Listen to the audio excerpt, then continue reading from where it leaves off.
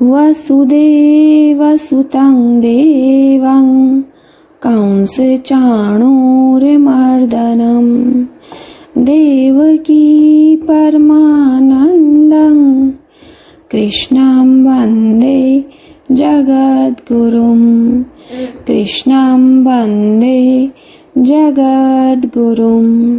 जय श्री राधे कृष्ण। दोस्तों, आपका मेरे YouTube चैनल ज्ञान की गंगा में स्वागत है।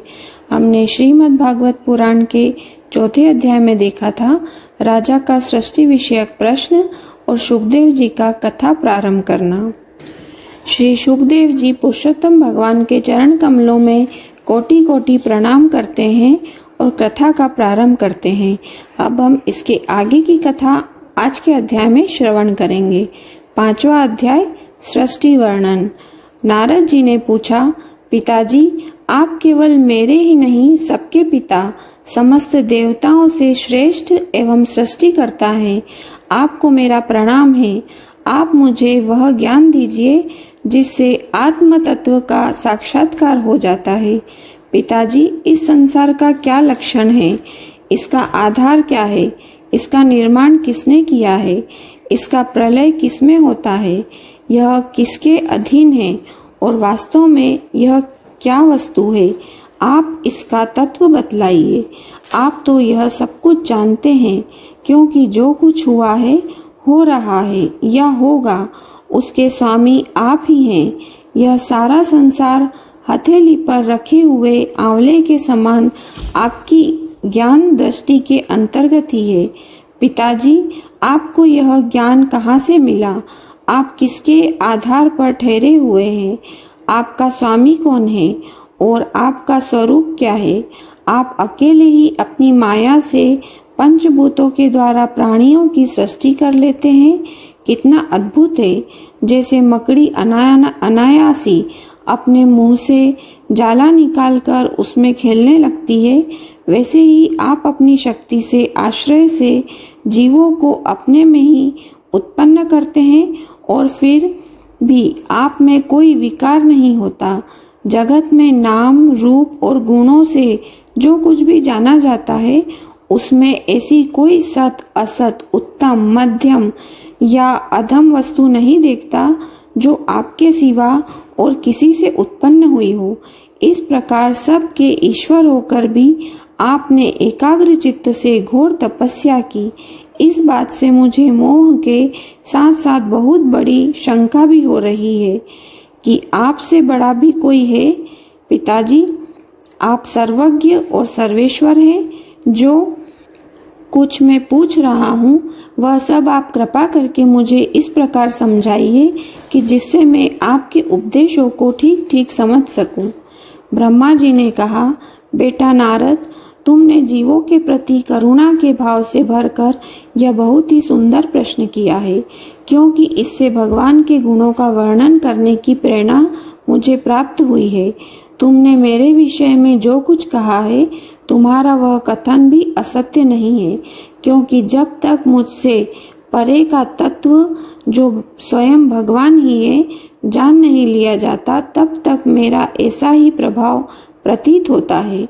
जैसे सूर्य, अग्नि, चंद्रमा, ग्रह, नक्षत्र और तारे उन्हीं के प्रकाश से प्रकाशित होकर जगत में प्रकाश फैलाते हैं, वैसे ही मैं भी उन्हीं स्वयं प्रकाश भगवान के चिन्मय प्रकाश से प्रकाशित होकर संसार को प्रकाशित कर रहा हूँ।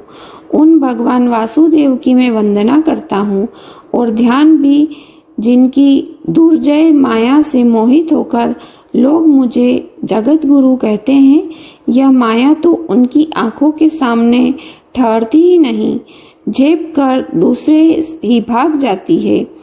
परंतु संसार के अज्ञानी जन उसी से मोहित होकर यह मैं हूँ, यह मेरा है, इस प्रकार कहते रहते हैं। भगवत स्वरूप नारद, द्रव्य, कर्म, काल, स्वभाव और जीव वास्तव में भगवान से भिन्न दूसरी कोई भी वस्तु नहीं है। वेद नारायण के परायण हैं।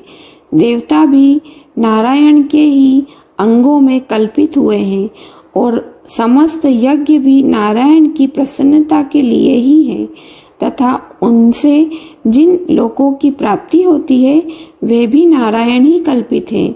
सब प्रकार के योग भी नारायण की प्राप्ति के हेतु हैं। सारी समस्याएं नारायण की ओर ही ले जाने वाली है। ज्ञान के द्वारा भी नारायण ही जाने जाते हैं। समस्त साध्य और साधनों का पर्यवसान भगवान नारायण में ही है। वे दृष्टा होने पर भी ईश्वर हैं, स्वामी हैं, निर्विकार होने पर भी सर्व स्वरूप हैं।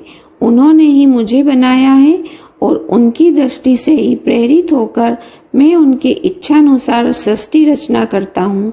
भगवान माया के गुणों से रहित एवं अनंत हैं। सृष्टि, स्थिति और प्रलय के लिए रजोगुण, सत्वगुण और तमोगुण, ये 3 गुण माया के द्वारा उनमें स्वीकार किए गए हैं। ये ही तीनों गुण द्रव्य, ज्ञान और क्रिया का आश्रय लेकर मायातीत नित्य मुक्त पुरुष को ही माया में स्थिर होने पर कार्य, कारण और कर्तापन के अधिमान से बांध लेता है। नारद इंद्रियातीत भगवान गुणों के इन 3 आवरणों से अपने स्वरूप को भली भांति ढक लेते हैं, इसलिए लोग उनको नहीं जान पाते। सारे संसार के और मेरे भी एकमात्र स्वामी वे ही हैं। मायापति भगवान ने एक से बहुत होने की इच्छा होने पर अपनी माया से अपने स्वरूप में स्वयं प्राप्त काल, कर्म और स्वभाव को स्वीकार कर लिया है। भगवान की शक्ति से ही काल के तीनों गुणों में क्षोभ उत्पन्न कर दिया। स्वभाव ने उन्हें रूपांतरित कर दिया और कर्म ने महातत्व को जन्म दिया। रजोगुण और सत्वगुण की वृद्धि होने पर महत्त्व का जो विकार हुआ उससे ज्ञान, क्रिया और द्रव्य रूप तम प्रधान विकार हुआ है। वह अहंकार कहलाया और विकार को प्राप्त होकर 3 प्रकार का हो गया। उसके भेद हैं वैकारिक, तेजस और तामस। नारद जी वे क्रमशः ज्ञान शक्ति, क्रिया शक्ति और द्रव्य शक्ति प्रधान हैं। जब 5 महाभूतों के कारण रूप तामस अहंकार में विकार हुआ तब उससे आकाश की उत्पत्ति हुई। आकाश की तन्मात्रा और गुण शब्द है। इस शब्द के द्वारा ही दृष्टा और दृश्य का बोध होता है। जब आकाश में विकार हुआ तब उससे वायु की उत्पत्ति हुई। उसका गुण स्पर्श है। अपने कारण का गुण आ जाने से यह शब्द वाला भी है। इंद्रियों में स्फूर्ति, शरीर में जीवनी शक्ति, ओज और बल इसी के रूप हैं। काल, कर्म और स्वभाव से वायु में भी विकार उत्पन्न हुआ। उससे तेज की उत्पत्ति हुई। इसका प्रधान गुण रूप है। साथ ही इसके कारण आकाश और वायु के गुण, शब्द एवं स्पर्श भी इसमें है। तेज के विकार से जल की उत्पत्ति हुई।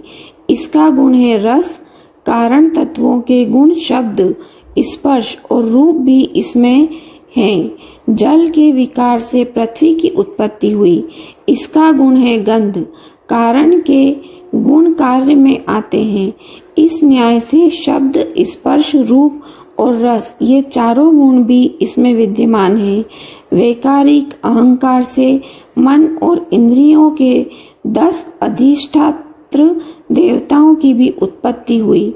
उनमें नाम है दिशा, वायु, सूर्य, वरुण, अश्विनी कुमार, अग्नि, इंद्र, विष्णु, मित्र और प्रजापति। तेजस अहंकार के विकार से श्रोत्र, त्वचा, नेत्र, जिह्वा और घ्राण ये 5 ज्ञानेन्द्रियां एवं वाक, हस्त, पाद, गुदा और जननेन्द्रियां ये 5 कर्मेंद्रियां उत्पन्न हुई। साथ ही ज्ञान शक्ति रूप बुद्धि और क्रिया शक्ति रूप प्राण भी तेजस अहंकार से ही उत्पन्न हुए हैं। श्रेष्ठ ब्रह्मविद जिस समय ये पंचभूत इंद्रिय, मन और सत्व आदि तीनों गुण परस्पर संगठित नहीं थे तब अपने रहने के लिए भोगों के साधन रूप शरीर की रचना नहीं कर सके। जब भगवान ने इन्हें अपनी शक्ति से प्रेरित किया तब वे तत्व परस्पर एक दूसरे के साथ मिल गए और उन्होंने आपस में कार्य कारण भाव स्वीकार करके व्यष्टि समष्टि रूप पिंड और ब्रह्मांड दोनों की रचना की।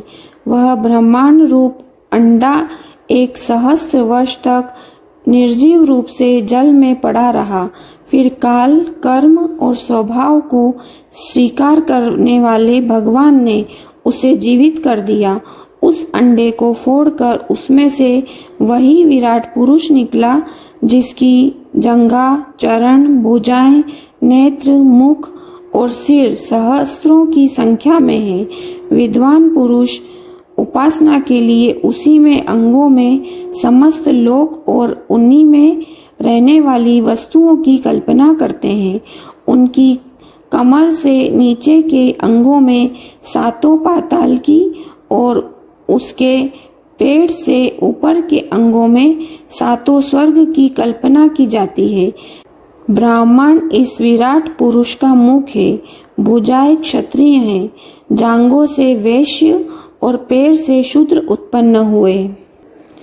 पैरों से लेकर कटी पर्यंत 7 पाताल तथा भूलोक की कल्पना की गई है। नाभि में भूलोक की, हृदय में स्वर्गलोक की और परमात्मा के वक्ष स्थल में महलोक की कल्पना की गई है। उसके गले में जनलोक, दोनों स्तनों में तपोलोक और मस्तक में ब्रह्मा का नित्य निवास स्थान सत्यलोक है। उस विराट पुरुष की कमर में अतल, जांघों में वितल, घुटनों में पवित्र सूतल लोक और जंघाओं में तलातल की कल्पना की गई है। एड़ी के ऊपर की गांठों में महातल, पंजे और एड़ियों में रसातल और तलुओं में पाताल समझना चाहिए। इस प्रकार विराट पुरुष सर्वलोकमय है। विराट भगवान के अंगों में इस प्रकार भी लोकों की कल्पना की जाती है कि उनके चरणों में पृथ्वी है, नाभि में भूलोक है और सिर में स्वलोक है। जय श्री राधे कृष्ण। श्री कृष्ण शरणम मम, श्री कृष्ण शरणम मम, श्री कृष्ण शरणम मम। आज का अध्याय यहीं समाप्त होता है। इसके आगे की कथा हम कल के अध्याय में श्रवण करेंगे। उम्मीद है दोस्तों आपको मेरी ये वीडियो पसंद आई होगी। अगर आपको मेरी ये वीडियो पसंद आए तो लाइक अवश्य करें और ज़्यादा से ज़्यादा शेयर करें। और अगर आप इस चैनल पर नए हैं तो चैनल को सब्सक्राइब कर लें और बेल आइकन दबा दें, जिससे आपको हमारी आगे आने वाली सभी नोटिफिकेशन मिलती रहेगी। जय श्री राधे कृष्ण।